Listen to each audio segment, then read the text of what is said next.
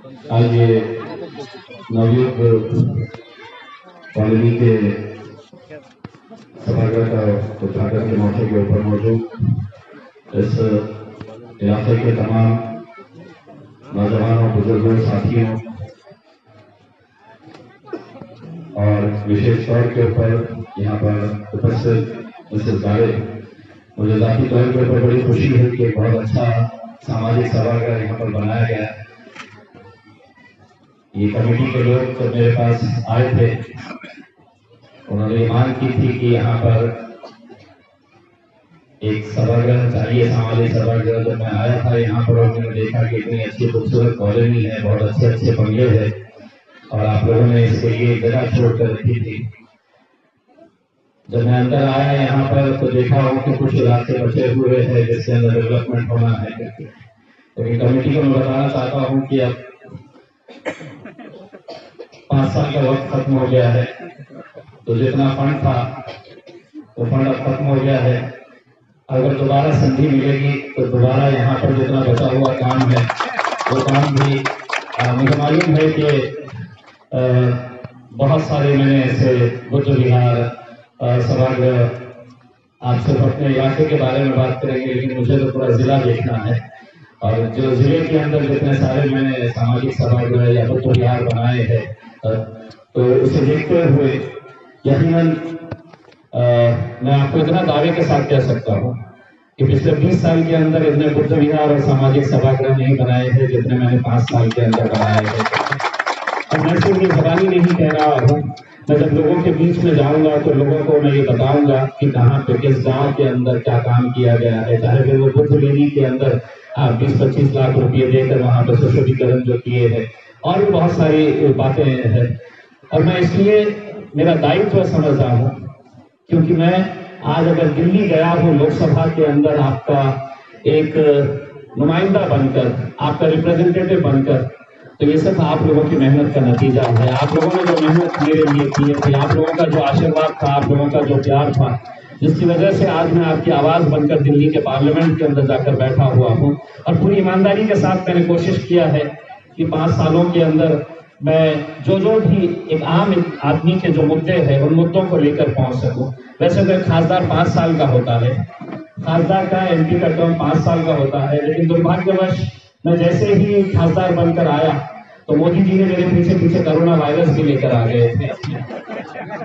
तो 2 साल में कोई काम नहीं कर सका। 2 साल के लिए पार्लियामेंट पूरी तरह से बंद था। 2 साल के लिए 1 रुपए का भी फंड हमको दिया नहीं गया था। तो मेरा तो सिर्फ 3 ही साल मिले थे, तो मैं 3 साल का ही खासदार था। लेकिन 3 सालों के अंदर जितने सवालात आपके लोकसभा के अंदर रखने हैं, जितना काम मुझसे हो सका था, मैंने पूरी ईमानदारी के साथ करने की कोशिश किया हूँ। मैं ये एरिया देखने के बाद मैं चाहूँ तो यहाँ पर हम गट्टू के लिए प्रावधान कर सकते हैं, क्योंकि इतना खूबसूरत इलाका है।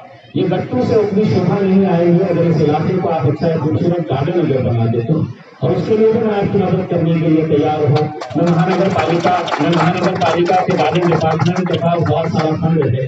देखिए, ये अगर पेवर ब्लॉक अगर यहाँ पर लगाएं तो एक ड्राई फील आएगा, लेकिन एक सभागृह यहाँ पर जब बना है, यहाँ पर इतनी अच्छी गौतम बुद्ध की मूर्ति यहाँ पर दी गई है, लगाई गई है, तो इस इलाके को अगर हम और ज्यादा ग्रीनरी के साथ अगर इसको खूबसूरत बना सके तो मेरे हिसाब से सभागृह के ऊपर, वरना पेवर ब्लॉक डल ये रहेगा, उसमें आप बेहतरीन सा गार्डन यहाँ पर डेवलप कर सकते हैं। आप तय कर लीजिएगा कि आपको क्या करना है। मैं ये नहीं कह रहा हूँ कि मैं आपके पेवर ब्लॉक नहीं लगा रहा हूँ, तो इस वजह से मैं सुझाव दे रहा हूँ करके जहाँ पुनः ये तो मैं लगा सकता हूँ पेवर ब्लॉक, लेकिन मेरा एक सुझाव है आप लोग अपने तौर के ऊपर ये तय करें। मैं तमाम मेरे जितने भी बुजुर्ग लोग यहाँ पर है, जिन लोगों ने मुझे एक संधि दिए थे कि हम तुम्हारे लिए मेहनत करेंगे, तुम जाओ और हमारी आवाज बनो करके, मैं सिर्फ इतना कहना चाहूंगा आप लोगों से। बहुत खतरनाक वक्त से, बहुत बुरे वक्त से हम लोग गुजर रहे हैं। मैं अभी चंद्रपुर के अंदर मेरा परसों के दिन जलसा था, और इस जलसे के अंदर मैंने लोगों को ये बताया, अगर 2024 के अंदर दोबारा ये अगर सरकार के अंदर, हुकूमत के अंदर आके बैठे, तो सबसे पहला निशाना अगर किसी के ऊपर लगाया जाने वाला है तो वो आप लोगों के ऊपर है। दूसरे नंबर के ऊपर हम आएंगे, क्योंकि उनकी निगाहें, उनकी निशाना कहाँ पे है मैं अच्छी तरह से समझ सकता हूँ। तो हम सबको आने वाले वक्त के अंदर बहुत ही समझदारी के साथ, बहुत ही जिम्मेदारी के साथ, क्योंकि अगर इस मुल्क को बचाना है तो सबसे पहला हमारा लक्ष्य यह है कि इस मुल्क का, इस देश का संविधान बचना चाहिए, और अगर संविधान रहेगा तो ये देश रहेगा। और जिस तरीके से संविधान को बदलने की जो साजिशें चल रही है, आप अच्छी तरह से जानते हैं, ये ऐसा एक संविधान है जिसको आज सिर्फ भारत देश ही नहीं बल्कि दुनिया के सौ से देश जो है इस संविधान को मान रहे हैं, उसके संविधान का जश्न मना रहे हैं। और उसी देश के अंदर जहां पर संविधान ने जन्म लिया है, उसी संविधान को बदलने की जो साजिशें चल रही है, उन साजिशों को हम सबको नाकामयाब करना है। मुझे खुशी इस बात की है कि यहाँ पर एक एजुकेटेड क्लास के लोग हैं, ऑफिसर्स हैं, टीचर्स हैं, पढ़े लिखे लोग हैं। आपकी जिम्मेदारी ज्यादा बनती है कि लोगों के बीच में जाकर जो आने वाला खतरा है, उस खतरे को हमको कैसे रोकना है, उस बारे में आप लोगों का बहुत बड़ा एक योगदान हो सकता है। ये सभा मैं समझ रहा हूं कि कम से कम 50,000 लोग यहाँ पर बैठे हुए हैं। मैं इसलिए कह रहा हूं कि एक एक आदमी, एक एक शख्स यहाँ पर जो है उसकी ताकत क्या है, तो कम से कम 50,000 लोगों के दिमाग के अंदर बात पहुंचाने की ताकत ये यहाँ पर जितने भी सारे लोग बैठे हुए आप लोगों के अंदर है।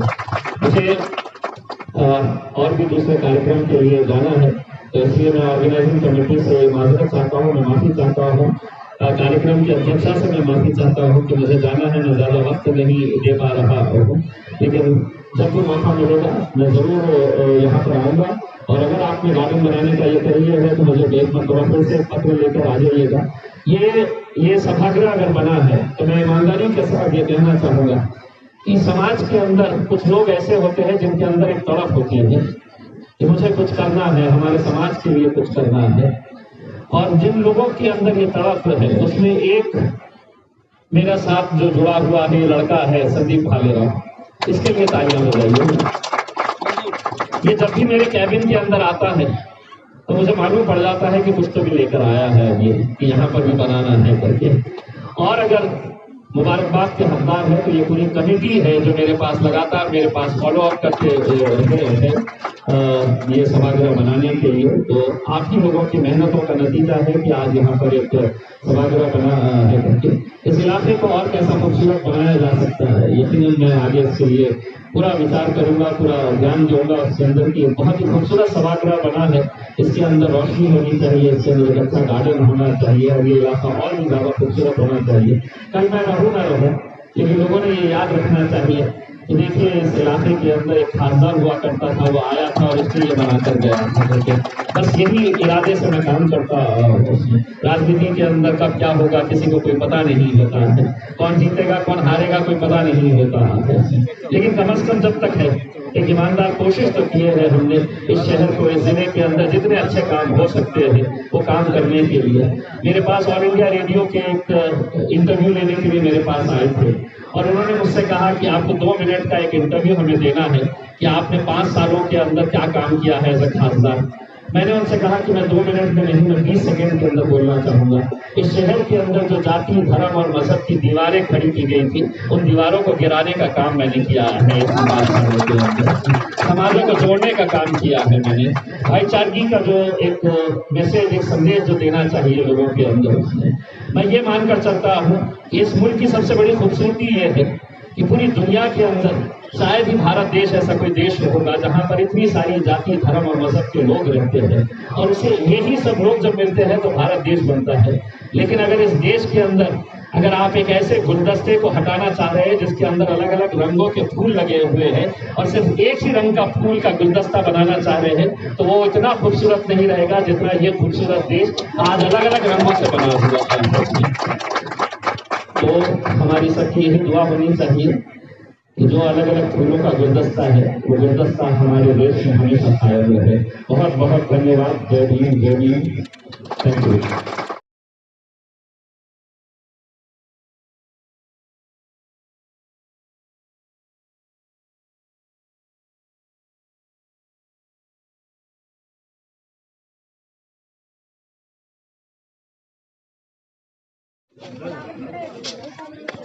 डॉक्टर बाबासाहेब आंबेडकर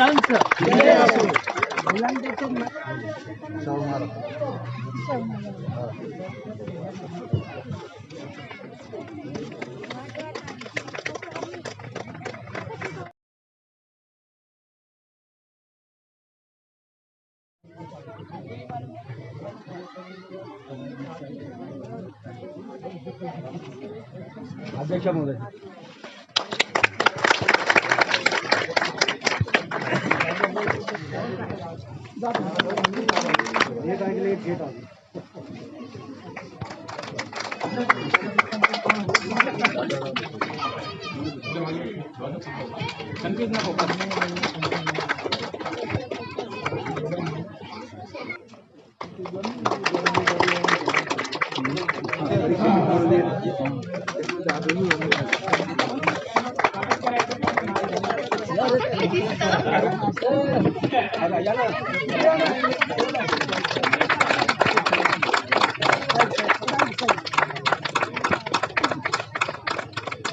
जलील साहब के जलील साहब के जलील साहब के आगे बढ़ो, हम तुम्हारे साथ हैं। आगे बढ़ो हम तुम्हारे साथ हैं। आगे बढ़ो, हम तुम्हारे साथ हैं। दिलीप साहब आगे बढ़ो, हम तुम्हारे साथ हैं। डॉक्टर बाबासाहेब आंबेडकरांचा विजय असो। डॉक्टर बाबासाहेब आंबेडकरांचा विजय असो। डॉक्टर बाबासाहेब आंबेडकरांचा विजय असो। चलो जय भीम।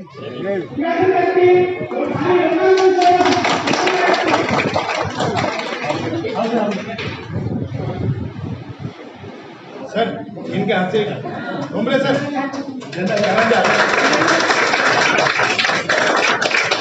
बुद्ध भगवान की जय बुद्ध भगवान की जय त्यांच्याकडे जा ना. विजय असो डॉक्टर बाबासाहेब आंबेडकरांचा विजय असो महाकारुणी तथागत समूह समुदायांचा विजय असो महाकारुणी तथागत समूह समुदायांचा विजय असो पंकज